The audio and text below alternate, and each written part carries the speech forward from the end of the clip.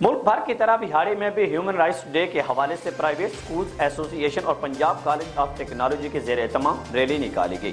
Rally میں chairman private school ایسوسی ایشن میاں جہاں زیب یوسف کے علاوہ دیگر معززین علاقہ نے شرکت کی۔ بہاڑی سے آصف امان کی رپورٹ۔ اسکولز ایسوسی ایشن اور پنجاب کالج آف ٹیکنالوجی کے زیر اہتمام ریلی نکالی گئی۔ ریلی کی قیادت چیئرمین پرائیویٹ اسکول ایسوسی ایشن میاں جہاں زیب یوسف کر رہے تھے۔ ریلی میں بڑی تعداد میں طلباء اور پرائیویٹ اسکول کے اساتذہ نے شرکت کی۔ ریلی میں کشمیریوں کے ساتھ اظہار یکجہتی کے لیے ہاتھوں میں کشمیری پرچم اٹھائے ہوئے شرکاء نے بھارت کے خلاف شدید نعرے بازی کی۔ اس موقع پر میاں جہاں زیب یوسف کا کہنا تھا بسم اللہ الرحمن الرحیم۔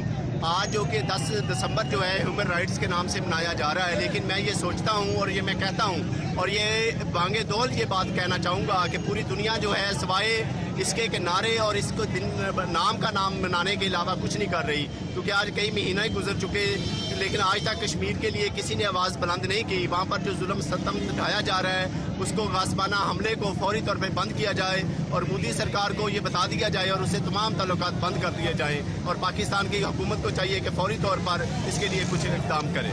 آج ہیومن رائٹس ڈے کے موقع پر کشمیریوں کے حقوق کو کسی صورت نظر انداز نہیں کیا جا سکتا اور پوری امت مسلمہ اپنے کشمیری بھائیوں کے ساتھ کھڑی ہے۔